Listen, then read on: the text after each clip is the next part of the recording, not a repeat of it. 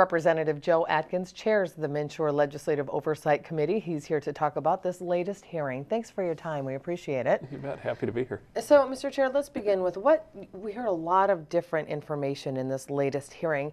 Let's start with the good news. What did you hear that you consider good as it moves forward? Well, the best part about it, good or bad news, is that we're now getting objective, measurable data that we can go from, we can look at where it was in October, November, and now. And some of the things that we're hearing on all those fronts, we're seeing measurable, significant improvement. We've got 92,000 people that have now been enrolled. That's up from about 70,000, 69,000 at year end. The number of folks that are able to get through without having a problem went from 70% before to it's at about 99% now, 98 to 99% on a daily basis. The call center wait times, which were just horrible. I mean, they were upwards of 60 minutes, even a few weeks ago, are now between 5 and 15 minutes.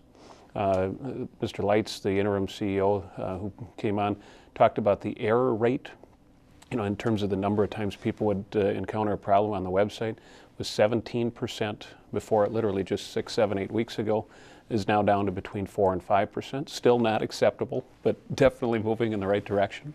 So we're starting to hear that. In addition to hearing, we had a fellow show up this morning, a small business owner, said he's got much more affordable health insurance now as a result of going through MNsure than what he had before, and at the same time it was better coverage. So it's a double win for him. So now let's get into some of the criticisms. Brian Buettner, the chair of the MNsure board, he stated that there's still a lot of work that needs to be done. Given the latest report on still the IT issues that exist and some of the budgetary concerns that brought up, do you think MNsure is on the right track? Let's start there. Well, I'll say this, I'm more sure about MNsure than I was a few weeks ago, and certainly a couple months ago. It's definitely moving in the right direction, but those are significant concerns that until that IT stuff is all figured out, I won't feel comfortable about it, and I'll still, those individuals that are contacting us as legislators saying, you know what, I encountered a problem I can't get through. We now have set up kind of a triage process to get them to the right place, the right person, so that their questions can get addressed. So it's starting to move, but it's still, until it's operating fully in a full functioning fashion, and everybody's getting through, 100% of people are getting through, I'm not going to be satisfied with it. Representative Tara Mack brought up a point when talking about the lower than projected enrollment numbers, particularly with the private sector as opposed to public programs.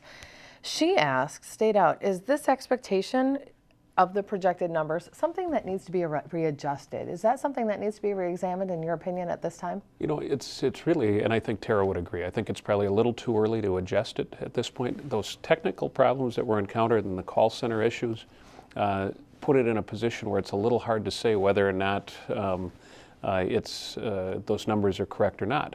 We've got the lowest rates in the country by a wide margin, and so we had this huge number of folks that were trying to get through early on, encountered problems. Some of them still made it through, others went into the private market, bought on their own, but it's a little difficult to judge. That's why at the outset of our discussion today, it's so nice now to have that measurable, objective data that we can compare literally week by week or month by month to know how we're doing.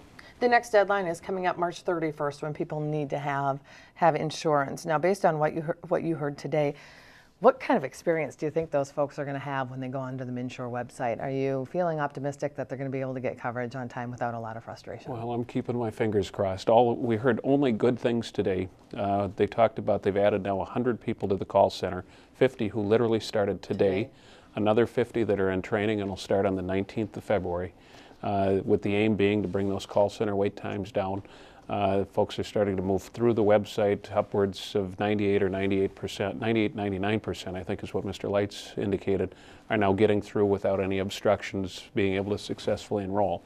So we're getting there. But if you're in that 1 or 2% that doesn't get through, or if you have a wait time, now they're at 5 to 15 minutes. If you end up with a 20-minute or a 40-minute wait time, that's unacceptable. And so we've just got to keep hammering away at making progress. We're just about out of time, but the greatest debate did come over money and the long-term budget solvency of MNsure.